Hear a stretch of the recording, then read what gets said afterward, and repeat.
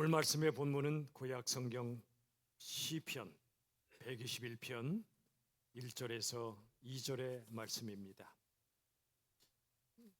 제가 받들어 읽을 때 우리에게 주시는 하나님의 말씀으로 받으시길 바랍니다.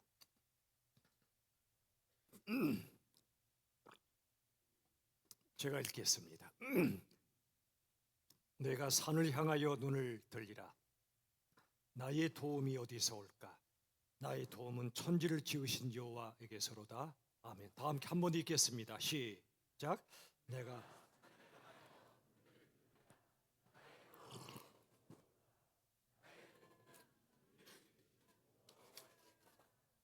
아멘. 오늘 말씀의 제목을 이렇게 잡았습니다. 한번 저를 따라 같이 고백합시다.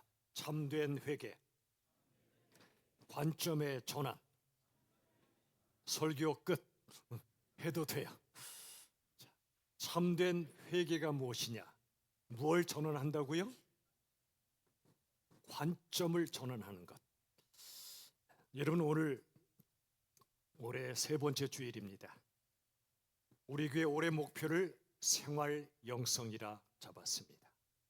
생활 영성을 갖기 위해 반드시 필요한 건 우리의 바라보는 관점을 바꾸는 것입니다. 여러분, 똑같은 풍경도요, 똑같은 사람도 어떻게 바라보느냐에 따라 다르게 보입니다. 옆 사람 한번 보세요. 아름답고 경이롭고 영광스럽게 보입니까? 영 아닙니까? 자, 사무엘상 16장 7절 보세요. 같이 읽겠습니다. 함께 읽죠. 사람은 외모를 보거니와 여호와는 중심을 보시느니라. 아멘. 사람은 어쩔 수 없어요. 외모를 봅니다.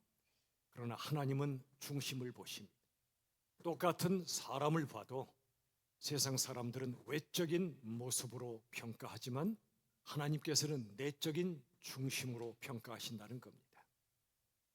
어느 대학 교수가요, 칠판에 선과 악이라고 써놓고 강의를 시작했습니다. 여러분, 한 부부가 있었습니다. 지중해를 지나다가 큰 폭풍우를 만났습니다. 그 배에 비치된 구조정, 작은 배 안에는 자리가 이제 하나밖에 남아있지 않았습니다. 남편은 침몰하는 배에 부인을 남겨두고 혼자 그 구조정에 올랐습니다. 그때 부인이 그 남편을 향해 여러분 뭐라고 소리쳤을까요? 여러분이라면 여러분의 남편이 혼자서 살겠다고 배를 탔고 나 혼자 남아 있었으면 여러분 뭐라고 소리치실래요? 정직하십시오. 어찌 그럴 수 있냐고. 날 내버려 두고 당신만 살려고 하냐고. 당신을 저주할 거라고. 그럴 수도 있잖아요. 이때 이 부인이 남편에게 했던 말은 이것이었습니다. 여보, 꼭 살아서 우리 아이들 잘 키워주세요. 남편은 무사히 집으로 돌아왔습니다. 자녀 둘을 잘 키웠고 몇 년 후에 병에 걸려 죽었습니다. 자녀들이 아빠의 유품을 정리하던 중에 이런 일기를 발견했습니다. 몇 년 전 바로 그때 고칠 수 없는 폐암 말기였던 아내는 내 등을 떠밀어서 그 구조정에 타게 했다. 만약 안 그랬다면 두 사람 모두 바다에 빠져 죽었을 것이다. 하지만 사랑하는 자식들 때문에 그럴 수는 없었다. 이 대학 교수의 강의 제목이 선과 악이었습니다. 눈에 보이는 대로 판단하면 그 남편의 행동은 악한 행동이었지요. 그러나 눈에 보이는 대로 판단할 수 없는 것이었습니다. 우리도 선과 악을 함부로 판단합니다. 선악과를 따먹은 아담의 후손들답게 선과 악의 최종적 판단권, 심판권을 우리가 주려고 합니다. 저건 선이야, 저건 악이야. 그런데 눈에 보이는 대로 선과 악이 판가름나지 않습니다. 우리의 중심을 보시는 하나님께서 모든 걸 판단하십니다. 오늘 본문 시편 121편의 표제는 성전에 올라가는 노래라고 써 있어요. 하나님을 예배하기 위해 예루살렘 성전에 올라가며 부른 노래지요. 예루살렘은 해발 780m의 유다 산지에 위치해 있었습니다. 이 산을 오르내리다가 발을 헛디디기라도 하면 크게 다칠 수도 있고 심지어 죽을 수도 있습니다. 사나운 강도를 만날 수도 있고 야생동물을 만날 위험도 있었습니다. 그러므로 이런 위험한 산에 오르려면 두려움과 걱정이 따르지 않겠습니까? 아래에서 산지를 올려다 보면 그런 두려움으로 걱정으로 가득 차 있을 것입니다.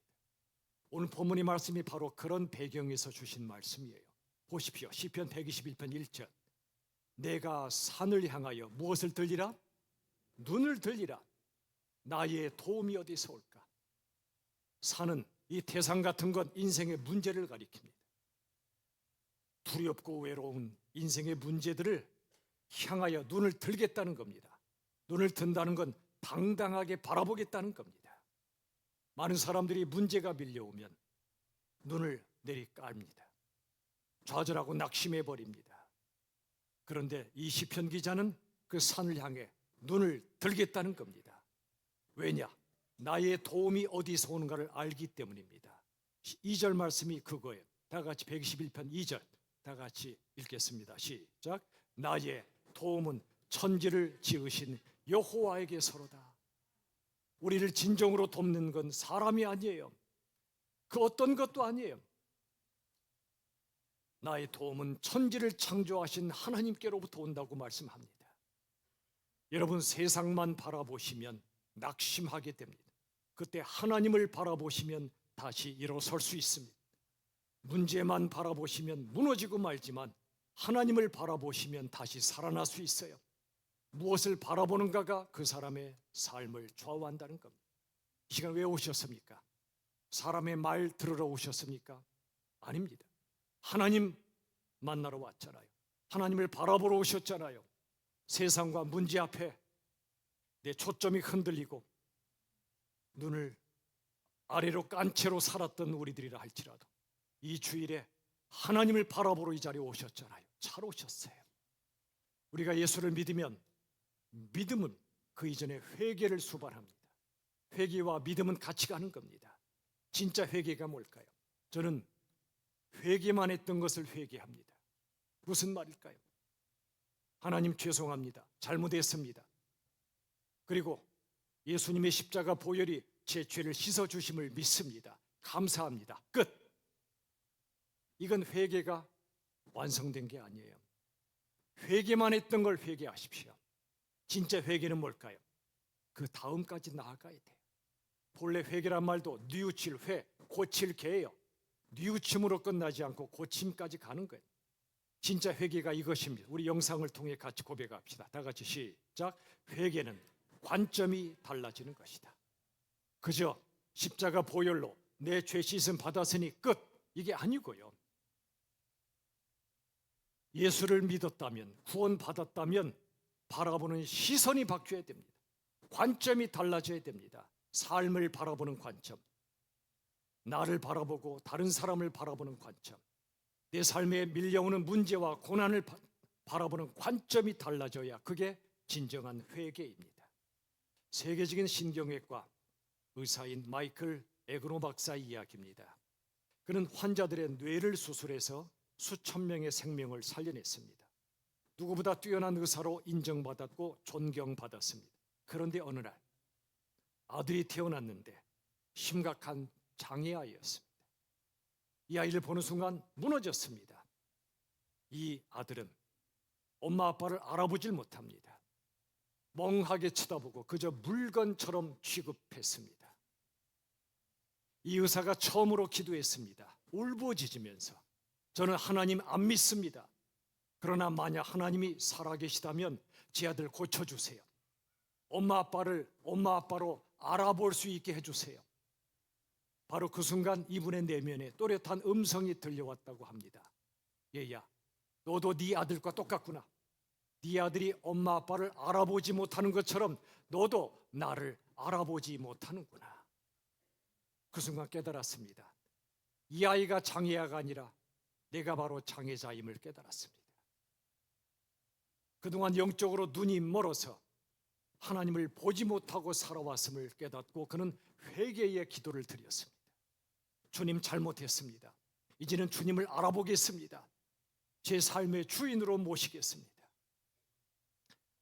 그로부터 6개월이 지났습니다. 어느 날 아들이 조금씩 달라지기 시작하는 거예요. 물건 취급하던 이 아이의 시선이 엄마 아빠를 향해 달라졌습니다.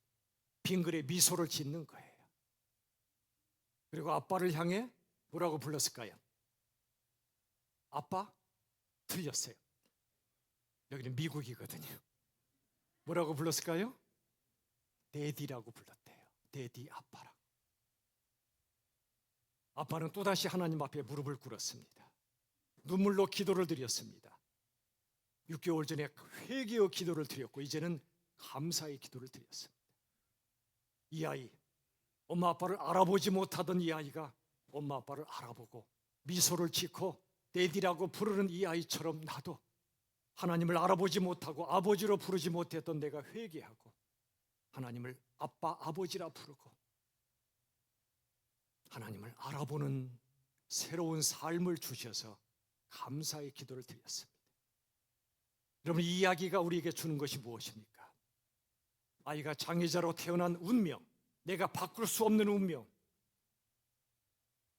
이 운명 자체가 우리를 행복하게 하고 불행하게 한다 라고들 생각합니다. 그러나 그렇지 않습니다.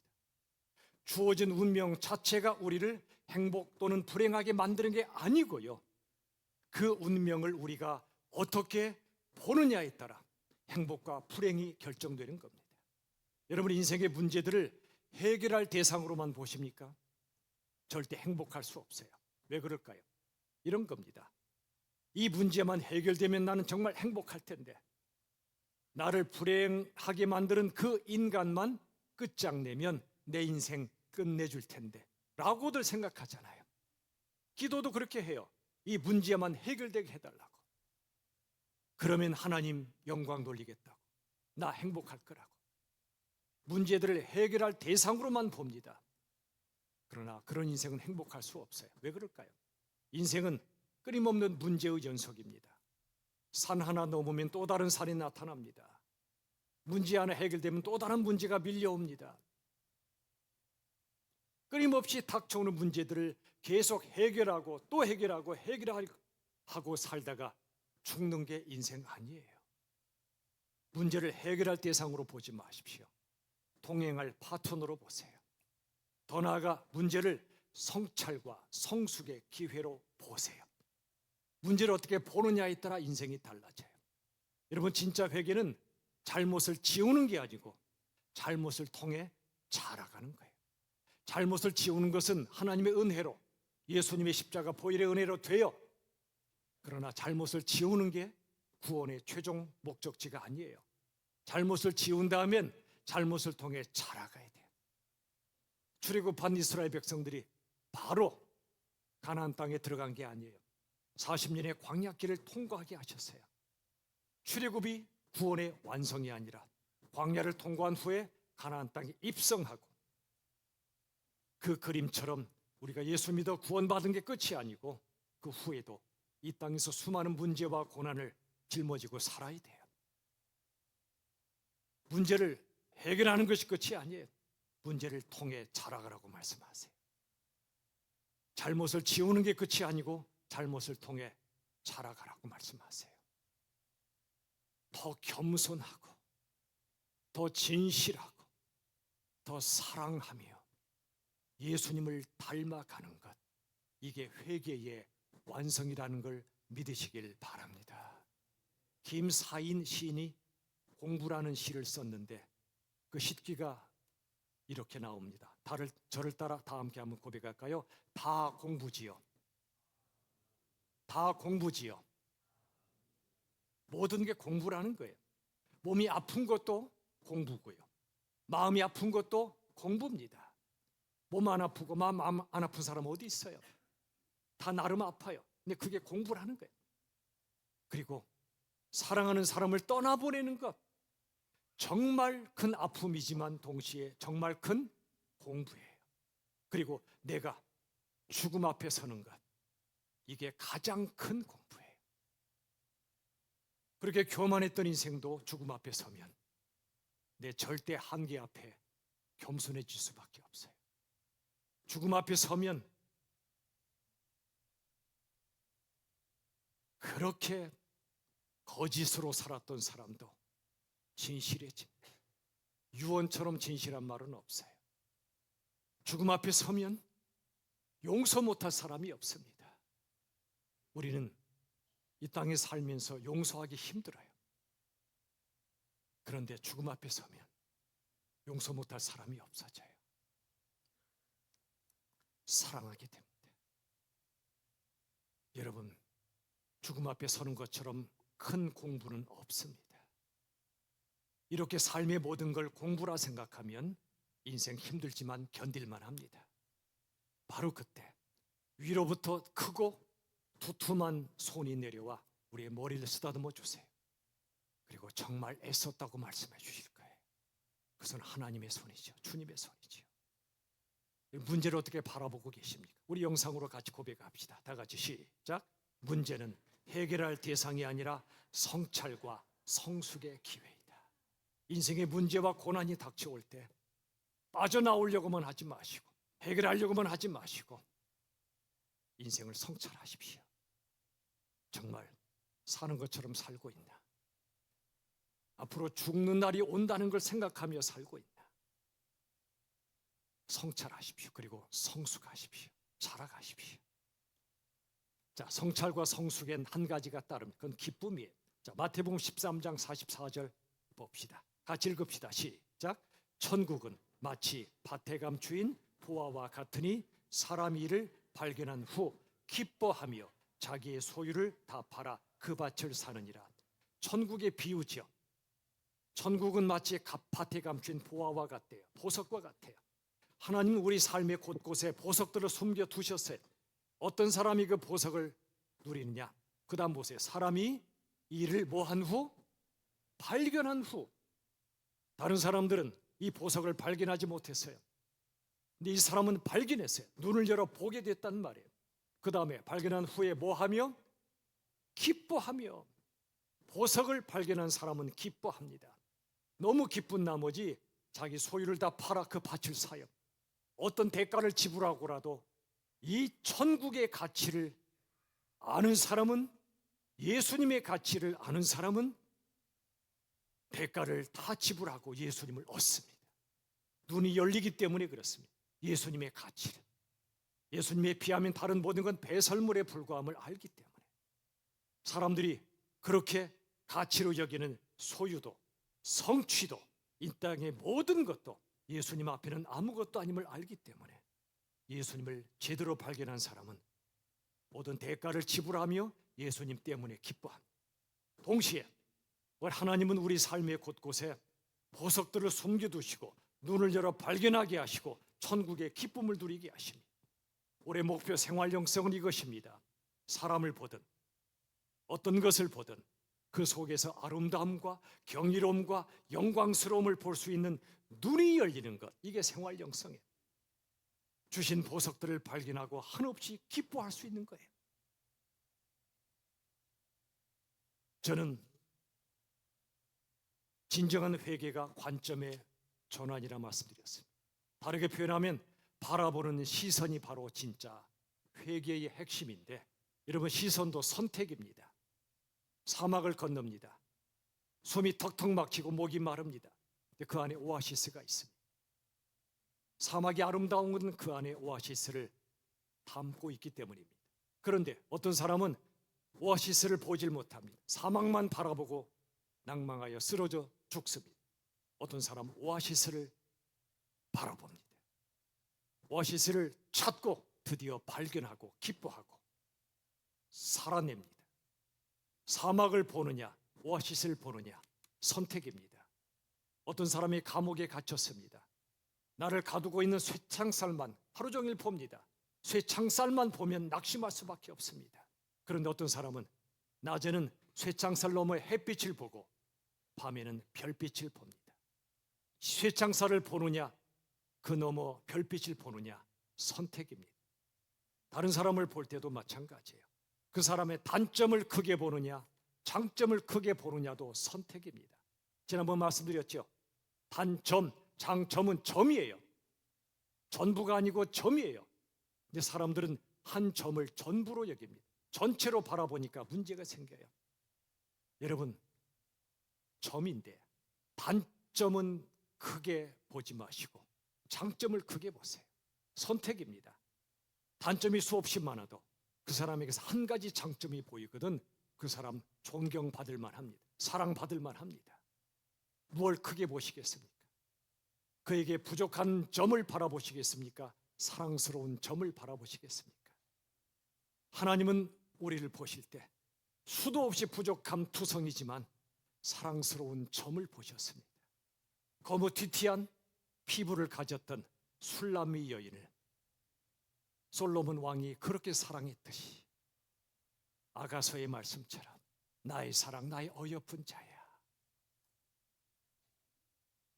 시선은 선택입니다. 저는 요즘 등골 브레이크란 말을 생각을 해봅니다. 등골 브레이크가 뭐지요? 브레이크는 깨트리는 사람이죠. 등골을 깨트리는 사람. 우리 식으로 말하면 등골 빼먹는 사람을 말합니다. 여러분, 누군가가요 우리의 등골을 빼먹으려 하면 질겁을 하죠. 어쩌다 등골을 빼먹히기라도 하면 억울해서 죽지요, 그냥. 근데 생각해 보세요. 우리가 어떻게 구원받았지요? 우리가 구원받은 건 한 분의 등골을 빼먹었기 때문입니다. 그분이 누구죠? 예수 그리스도입니다. 인류 역사상 등골을 가장 크게 내어주신 분 예수님이세요. 이 예수님을 제대로 만나면요 진짜 회개를 하는데 그 회개가 관점이 달라지는 회개입니다. 어떻게 관점이 달라질까요? 이전엔, 예수님 만나기 전엔 우리의 관점은 이렇습니다. 누가 내 등골을 빼먹으려 한다? 안 됩니다. 네가 내 등골 빼먹으려 한다고 볼멘소리 하던 사람이 예수님을 만나면 이렇게 바뀝니다. 내가 누군가에게 등골 빼먹힐 대상이 될 수 있다니 오히려 감사하게 됩니다. 등골이 아예 없는 사람은 빼먹힐 것도 없잖아요. 등골이 있기 때문에 누군가 빼먹는 거 아니에요. 예수님이 당신의 등골을 내어 주셔서 나를 살리셨다면 나도 예수님처럼 조금이라도 등골을 빼먹히는 사람, 등골을 내어주는 사람이 되게 해달라고 기도하는 것. 똑같이 등골 빼먹히는 상황을 바라보는 시선이 달라진 겁니다. 예수님 잘 믿는 아빠가 있었어요. 이분에겐 딸이 있었는데 취업이 안 되는 거예요. 자존감이 바닥에 떨어진 딸을 향해 이렇게 말했습니다. 딸아, 걱정하지 마. 얼마든지 부모 등골 빼먹어도 돼. 그 말을 들었던 딸은 마음이 울컥해집니다. 눈물을 아빠 앞에 쏟습니다. 그렇구나. 나는 빨리 취업하고 독립해서 엄마 아빠 걱정 안 끼치고 싶은데 그러지 못하는 내가 너무 밉고 한심했는데 얼마든지 등골을 빼먹어도 된다는 아빠의 말을 듣고 힘이 납니다. 그리고 도전합니다. 드디어 취업했습니다. 그리고 행복하고 아름답게 살았습니다. 여러분, 부모가 자식을 향하여 등골 빼먹힐 마음이 될 때 자식은 든든한 등뼈를 갖게 됩니다. 우리 교회 등골 빼먹히는 교회가 되면 좋겠어요. 등뼈가 되어주는 교회가 되면 좋겠어요. 여러분이 그러셨잖아요. 교회들을 세우시고 기꺼이 헌신하시고 등골 빼먹히지 않는 게 영광이 아니고요. 등골 빼먹히는 게 영광입니다. 그래서 등뼈가 되어주는 교회, 우리 교회가 이런 교회가 되면 좋겠어요. 여러분, 우리가 어떻게 살아야 될까요? 어떤 교회가 되어야 될까요?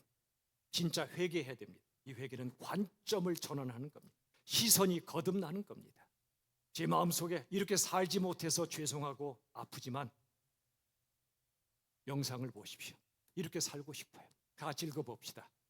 하나님은부터 영상 다 같이 시작. 하나님은 눈 위로 올려다보고 사람은 눈 앞으로 바라봐 주며 물질은 눈 아래로 내려다보라.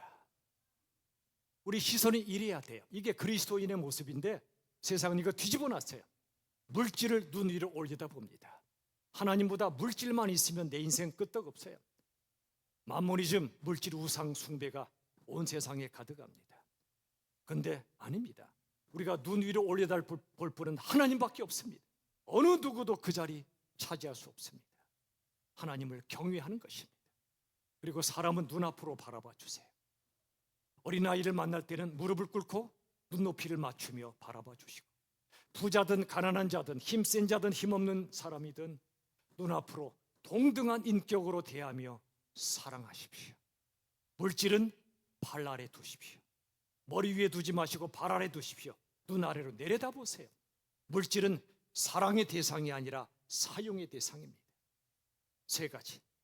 하나님 눈 위로 올려다보시고, 사람은 누구라도 눈앞으로 사랑하며 바라봐주고, 물질은 눈 아래로 내려다보십시오. 이게 시선이 거듭난 사람의 모습이에요. 이렇게 살고 있지 못하던 우리가 회개해야 돼. 시선의 회개, 관점의 회개를 이루어야 돼. 말씀을 맺겠습니다. 사랑하는 여러분, 인생의 아름다움과 행복은요, 보는 사람의 눈 속에 있습니다. 시선이 인생을 좌우한다는 얘기입니다. 진정한 회개는 시선, 관점을 바꾸는 거예요. 문제를 바라볼 때 해결할 대상으로 보지 마십시오. 성찰과 성숙의 기회로 보십시오. 그리고 모든 것 속에서 아름다움과 경이로움을 바라보시고 천국의 즐거움을 누리십시오. 마지막으로 하나님은 눈 위로 올려다보시고, 사람은 눈앞으로 바라봐 주시고, 물질은 눈 아래로 내려다보며 살아가십시오. 하나님은 경외하시고, 사람은 사랑하시고, 물질은 사용하십시오. 이 모든 것은 관점이 전환될 때, 시선이 바뀔 때, 진짜 회개가 이루어질 때 가능한 일입니다. 우리 모두 이런 멋진 삶을 살아갈 수 있기를 우리 주 예수님의 이름으로 축원합니다. 찬양합시다. 이 시간에 찬양 드릴 때 하나님을 바라보는 우리의 시선이 거듭난 사람이 부르는 찬양입니다. 괴로울 때 주님의 얼굴 보라.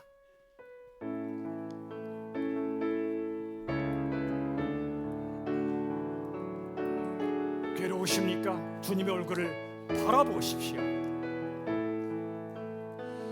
괴로울 때 주님의 얼굴 보라. 평안의 주님 바라보아라. 세상에서 시달린 친구들아, 위로의 주 바라보십시오. 님 바라보아. 눈을 들어 주를 보라.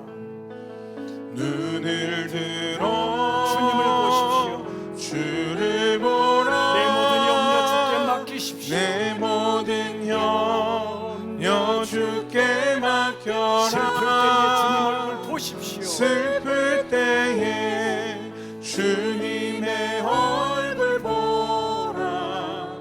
사랑의 주님 안식 주리라. 힘이 없고 내 마음 연약한 능력의 주님 바라보십시오. 능력의 주님 바라보아라. 주의 이름 부르는 모든 자는 힘 주시고 늘 지켜주시리. 눈을 들어 주를 보라. 내 모든 염려 주께 맡겨라. 슬플 때에 주님의 얼굴 보라. 사랑의 주님 안식 주리라. 제가 기도하겠습니다. 하나님 아버지, 우리가 예수님을 믿어 참된 회개를 하기 원합니다. 우리의 관점과 시선이 바뀌길 원합니다. 사람을 바라보는 눈, 내 인생을 바라보는 눈, 고난과 문제를 바라보는 눈이 바뀌게 하여 주시옵소서. 문제를 바라볼 때 그저 해결할 대상으로만 보지 않게 하시고 성찰하고 성숙할 기회로 바라보게 하여 주시옵소서. 하나님만 눈 위로 올려다보게 하시고 어떤 사람이라도 눈앞으로 바라보게 하시고 사랑하게 하시고 물질은 눈 아래로 내려다보며 잘 사용하게 하여 주시옵소서. 관점이 바뀌는 참된 회개의 삶을 우리가 살게 하여 주시옵소서. 예수님의 이름으로 기도하옵나이다. 아멘. 교회 소식을 나누도록 하겠습니다.